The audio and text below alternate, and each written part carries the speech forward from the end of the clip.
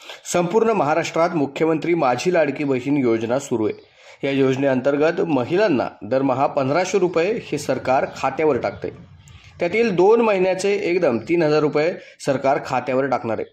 त्यासाठी महिलांना बँक खाते हे आधारशी संलग्न करणं गरजेचं आहे। त्यामुळे महिलांची मोठ्या प्रमाणावर गर्दी बँकांमध्ये झालेली पाहायला मिळते। उमरज नंबर 1 या ठिकाणच्या बडोदा बँकेत अक्षरशः पाय ठेवायला जागा नाही इतकी महिलांची गर्दी झालेली पाहायला मिळाली।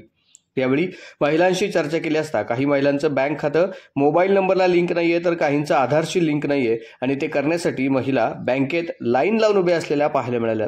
अगदी 2 तासापासून महिलांनी बँकेत लाईन लावलेली पाहायला मिळते। त्यासाठी बँकेने जारी केलेला फॉर्म घेऊन त्या फॉर्ममध्ये संपूर्ण डिटेल्स भरल्यानंतर तो फॉर्म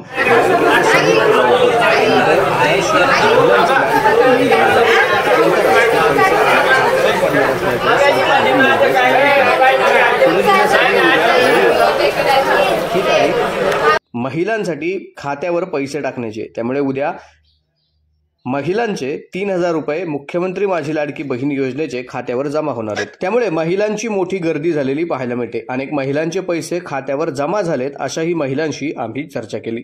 पहा.com साठी उमरज नंबर 1। काय करायला आलात बँकेत आता? आधार कार्ड लिंक करायला। पैसे आले का तुमचे? नाही आले। आता हे लिंक कशासाठी करताय तुम्ही? पैसे येण्यासाठी। कोणते पैसे? तुम्ही सांगा। पैसे आलेत का? अजून तर नाही आले। मग आता तुम्ही बँकेत काय करायला आले? ते सगळे लिंक करायला आलो। काय लिंक करायला सांगितलंय? आधार कार्ड बँकेला लिंक करायचं। त्याच्यानंतर ते पैसे येणार। फॉर्म भरलेत सगळ्यांनी? फॉर्म जस्ट भरले, अजून लाईनीला उभे आहेत। लाईनीला उभे आहेत? तुम्ही पण त्याच्यासाठीच आहेत का सगळे? पैसे आलेत का? पैसे नाही आले। कधी येणार आहेत? बँकेला लिंक केल्याशिवाय पैसे येणार नाहीत म्हणून सगळे लिंक करायला आलेत। गर्दी आहे सकाळपासून बँकेत? भरपूर गर्दी। किती वाजता आले? 2 तास झाले। मग पैसे येतील सगळ्यांना खात्री आहे? पैसे येतील। मुख्यमंत्र्यांनी ती योजना दिली त्याच्याबद्दल काय तुमची प्रतिक्रिया आहे? मुख्यमंत्र्यांना धन्यवाद।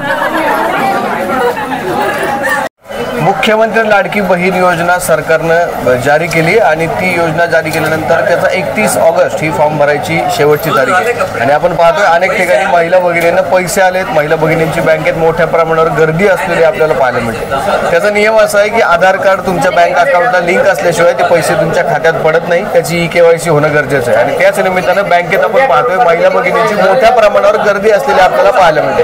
अनेक महिला भगिनींशी आपण आता चर्चा केली, त्यांच्याशी संवाद साधला की बँकेला अकाउंट लिंक नाही आहे त्याच्यामुळे ते पैसे येत नाही आहे। काही जणांनी असं सांगितलं की आम्हाला पैसे आलेत, त्यांच्याशी देखील आपल्या चर्चा करण्याचा प्रयत्न आहे। मात्र बँकेमध्ये मोठ्या प्रमाणावर गर्दी आहे। उमरज नंबर 1 या ठिकाणच्या बडोदा बँकेत आता आपण आहोत।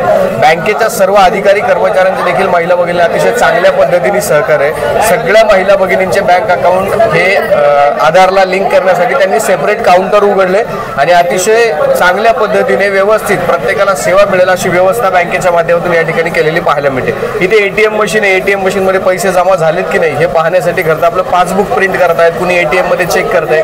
पलीकडच्या बाजूला आपण पाहतोय की महिलांची KYC करण्यासाठी किंवा बँक अकाउंटला आधार लिंक करण्यासाठी मोठी गर्दी पाहायला मिळते। पुणे जिल्ह्यासाठी ही तारीख रविवारची आहे, म्हणजे उद्या हे मुख्यमंत्री लाडक्या बहिणीचे जे पैसे आहेत ते उद्या पुणे जिल्ह्यातील सगळ्या महिलांच्या खात्यावर पडणार आहे। त्यामुळे बँकांमध्ये प्रत्येक ठिकाणी ही गर्दी असलेली आपल्याला पाहायला मिळते। उद्या या खात्यामध्ये पैसे जमा होणारे महिला भगिनींमध्ये प्रचंड आनंद आपल्याला या निमित्ताने पाहायला मिळतो। अभिषेक वामन, पहा.com साठी उमरज नंबर 1। आणि बँकेचे नाही, मेसेज नव्हता आला ना, फक्त लिंक करण्यासाठी जमा झालेत ना। तुझं काय नाव? रेणुका प्रसाद चौधरी। गाव कोणतं? उमरज नंबर 2। उमरज नंबर 2। आता तुम्ही बँकेत आलाय, तुम्ही काय कशासाठी आले होते बँकेत? पैसे जमा झालेत की नाही हे बघण्यासाठी आलो। झालेत का तुमचे पैसे? हो, झाले। किती पैसे जमा झाले? 3000 रुपये। 3000 रुपये मुख्यमंत्री लाडकी बहीणचे 3000? हो।